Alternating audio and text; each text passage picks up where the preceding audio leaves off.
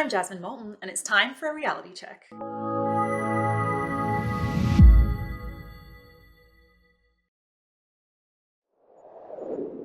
Reality Check is a new show here at True North where we'll use facts and logic to debate the most common talking points of the left. Here's how the show will roll out. We'll play clips of the left giving those arguments, and then I'll equip you with the facts you need to debunk them. So let's get started. Our topic this week is Canadian healthcare. Take a listen. I grew up in Canada, okay? We have socialized medicine. And I'm here to tell you that this line that you get on all of the political shows from people is that it's a failure. The system is a failure in Canada. It is not a failure in Canada. I never waited for anything in my life. I chose my own doctors. My mother never paid for a prescription. It was fantastic. And I just got back from Vancouver, and I keep hearing this, like, Canadians are so nice. Canadians are so nice.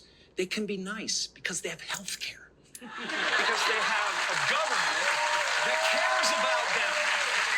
It doesn't say sink or swim, pal. Right. Or you live in a box. Yeah. There are certain people in our society that need to be taken care of. There are people without as many opportunities that need to be helped toward those opportunities. There are people who are sick. But that's the... You shouldn't have to lose your home because your mother got sick. For our audio-only listeners, that was actor and comedian Jim Carrey. He was on the Bill Maher Show, a late-night American TV show. And I don't know why he thinks he's such an authority on Canadian healthcare. He left the country at the age of 19, which usually you use the healthcare system a little more as you age. So presumably he did not use it that much when he was that young. When he was 19, that was over 40 years ago. He left the country in 1981. So let's just put that on the table. Moving on. Jim Carrey said a lot of things in that clip, but his main argument is that Canada has the best healthcare system in the world. When you're disagreeing with leftists, a good approach is to find first common ground, things that you agree on.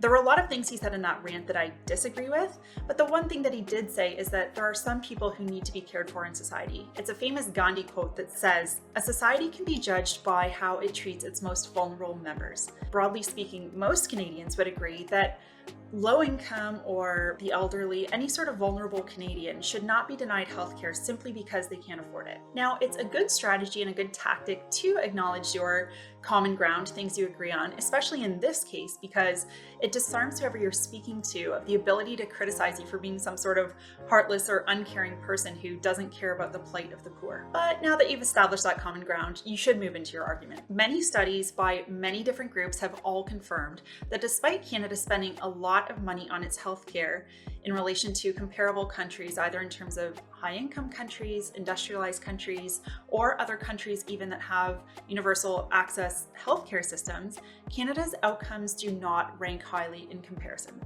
The Fraser Institute compared the performance of 28 different countries with universal healthcare and found Canada was not only one of the highest spenders, but our country ends up near the bottom when you look at indicators such as the number of doctors per population, hospital beds, MRIs, and also Canada has the longest wait times. And the Commonwealth Fund, which is an American-based organization that looks at best healthcare practices from systems around the world, from other high-income countries, and they do this to try and improve the American system, they found similar findings as the Fraser Institute report, that emergency department wait times were longest in Canada, and wait times for specialists were longest in Canada, and these metrics were not improving. An article from the Montreal Economic Institute had similar findings. They point out, and I quote, "In Canada, 18% of people waited 4 months or longer for elective surgeries. Other universal healthcare systems that, unlike ours, maintain a strong role for private insurance had much lower wait times for elective surgeries.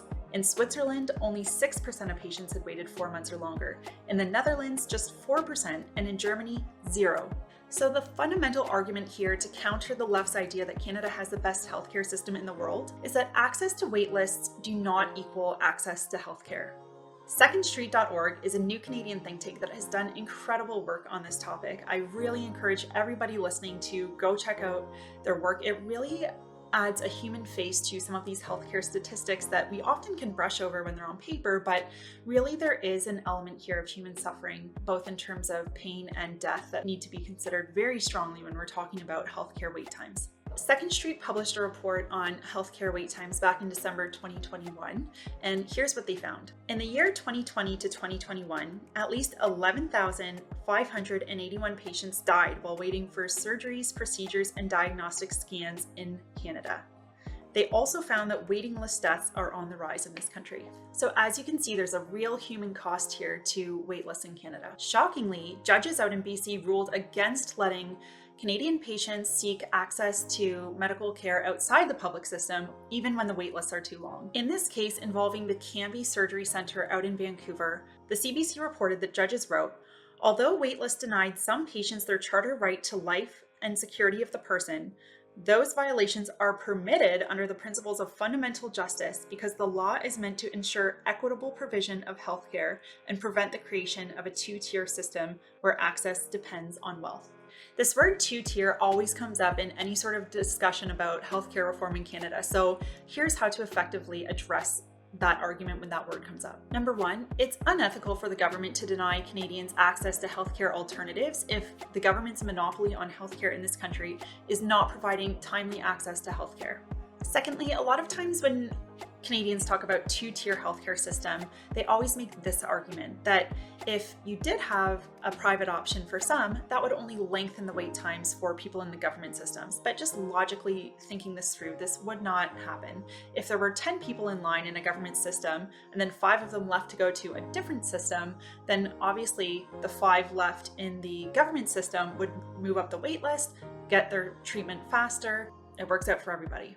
Finally, what people who fearmonger about this two-tier system always fail to acknowledge is that already, currently in Canada, there are hundreds of thousands of Canadians who leave every year to go find medically necessary treatment. Another report from secondstreet.org shows that Canadian patients made at least 217,500 trips to other countries in 2017 alone, specifically for healthcare. That's an insane number considering it's only for 1 year. Secondstreet.org also gives some context of just how big that number is. So if you think of the Rogers Centre, which is a baseball stadium in Toronto where the Blue Jays play, it's pretty big. So if you've seen a picture, we've got one on the screen here for our YouTube listeners. It's massive. The capacity is over 53,000. So you would have to fill that thing full to the brim 4 times full of Canadians just to calculate the number of Canadians who went abroad to seek medically necessary healthcare treatments in 2017.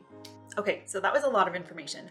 But to recap, when leftists make this argument that Canada has the best healthcare system in the world, first, you can state your agreement that you don't think that poor and vulnerable Canadians should be denied access to healthcare simply on the basis of their income. Next, you need to argue that access to a waitlist is not the same as access to healthcare. Third, you should point out that even though Canada is one of the biggest spenders on healthcare when it comes to universal comparable systems, we have some of the poorest performance indicators. My favorite line is that ultimately people vote with their feet.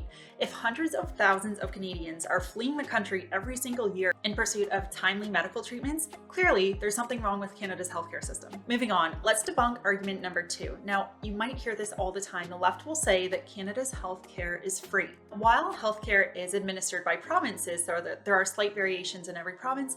I live in Ontario and I can attest to the fact that no, not all healthcare is free. I pay for my vision care, I pay for my dental care, and I often will pay for prescriptions. Sometimes you'll have an employer who will have a plan, but those things are not included under Canada's quote-unquote free healthcare system. The more obvious retort to this argument from the left that our healthcare system is free is that obviously nothing is free. There's no such thing as government money. All of the money that government spends comes from our pockets. So we pay taxes for our healthcare services. Admittedly, it's difficult to understand how much each individual pays for healthcare services that they receive every year because in Canada, as we mentioned in other podcasts, we have a graduated tax system here. So one family might pay a different amount of money for healthcare every year versus another family. Although the Fraser Institute did an interesting study on this. So what they found was that if you try and find a typical Canadian family, 2 working parents, and then maybe 2 kids, so a family of 4 altogether, they found that for the average Canadian family, they would pay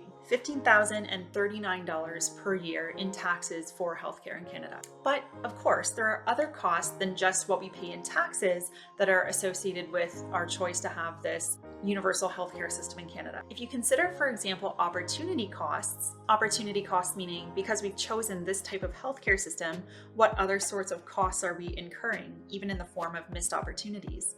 And as we saw over the past 2 years with COVID-19 lockdowns, our healthcare system capacity really extended the cost of lockdowns and the economic damage done in Canada because we extended the length of our lockdowns due to healthcare capacity. As Dr. Sean Watley points out, throughout COVID-19, Toronto has had the dubious distinction of being one of the most locked down cities in the world, despite the fact that its hospitalizations per capita have remained far lower than many other cities. The sad reality is that our system faces catastrophe when there are only a few hundred extra patients in intensive care units.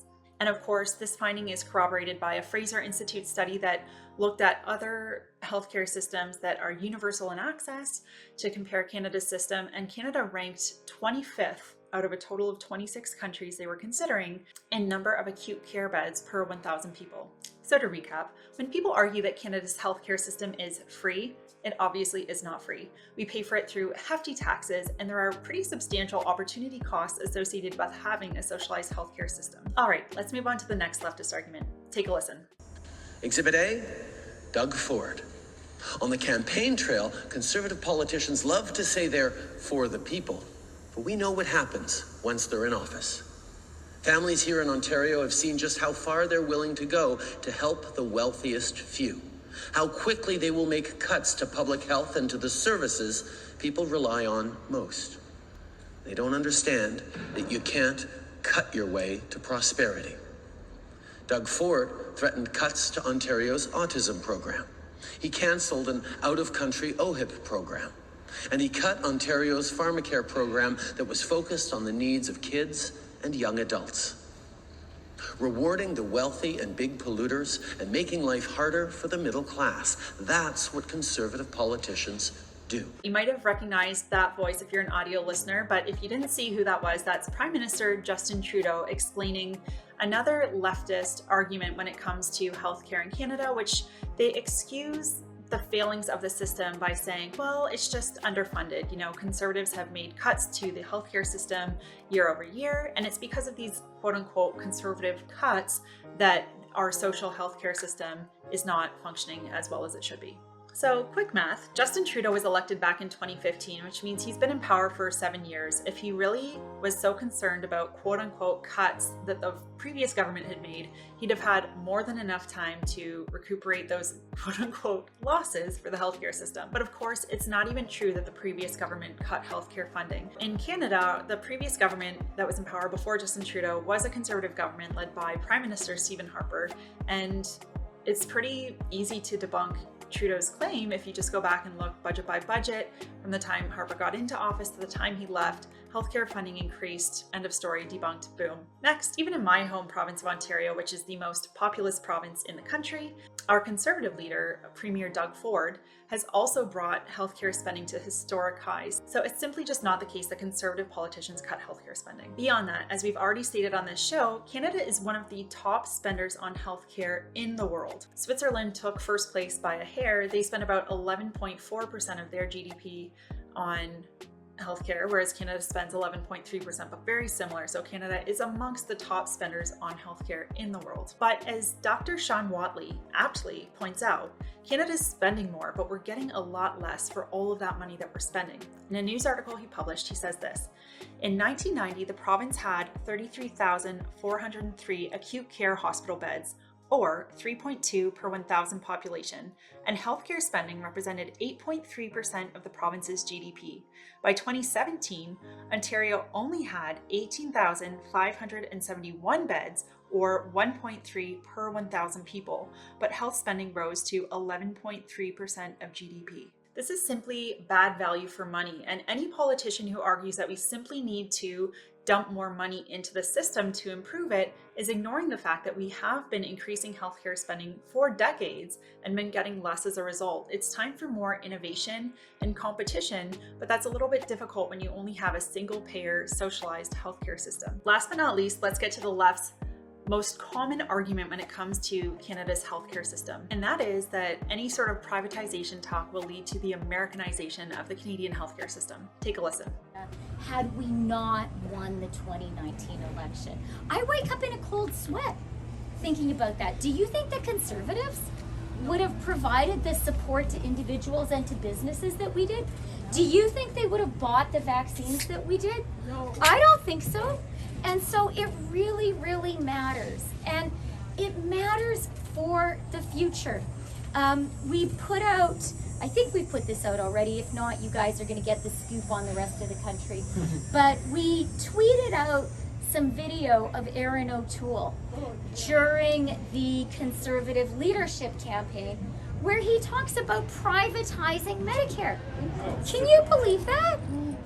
Would you be prepared to allow provinces to experiment with real healthcare reform, including the provision of private, for-profit, and non-profit healthcare options inside of universal coverage? Yes. Now I'll elaborate a little bit more. We can't have just one old model that is increasingly becoming inefficient, and we have to find public-private synergies, and that capital will come in to drive efficiencies. I've run on this for several years now. So what we just heard there was Canada's Finance Minister, Chrystia Freeland, when she was campaigning back in 2021, fear-mongering about what Conservatives would do to privatize Canadian healthcare, leading to the Americanization of our system. We heard a lot of clips there from different media outlets, legacy media in Canada, talking about how scary it is, this prospect of privatization. Now, it's important to note that politicians on the left and even legacy media stand to benefit immensely from fear-mongering about privatization within the Canadian healthcare system. On the left, it really rallies and motivates their base to say that if Conservatives get elected, they're going to privatize the system. It's going to be just like down in the US, where apparently you have to sell your home to get a medical treatment, according to Jim Carrey. The media also stands to gain viewers by fear-mongering about this topic. But both, in fact, are doing Canadians a disservice by stifling conversations about meaningful healthcare reform in Canada. As we've already detailed in the show, many studies have confirmed that the best performing universal healthcare systems in the world incorporate elements of private care. But as long as the legacy media and politicians on the left make it politically lethal to discuss any sort of form of privatization, Canada's healthcare system will remain stagnant in its current form of failing to deliver meaningful health treatments on time to Canadians. All right, so clearly leftists have a lot to say about the Canadian healthcare system, but let's do a quick recap. Here are their four main arguments. 1, Canada's healthcare system is the best system in the world. 2, it's free. 3, its problems are just due to underfunding. 4, we can't talk of privatization because it will lead to an American system. And here's how you counter those fallacies. 1, Canada's healthcare system is one of the best funded yet poorest performing universal healthcare systems. 2, it costs Canadians thousands per year in hefty taxes. 3, while healthcare spending is going up, performance is actually going down. And 4, the top performing universal healthcare systems in the world all incorporate elements of private care. So here's a reality check. Canada's healthcare system is in dire need of reform, and we can make a lot of improvements improve healthcare for all Canadians simply by adopting best practices from other universal healthcare systems in the world, including a role for private insurance. So it's time our leaders stop politicizing this issue in Canada and start delivering results for Canadians. Our lives depend on it. That's our show for this week. I hope you enjoyed the show. Don't forget to tune in every Wednesday to Reality Check Podcast. You can find us on YouTube or wherever you get your podcasts. Please leave us a 5-star review so others like you can find the show. I'm Jasmine Moulton, and this is Reality Check.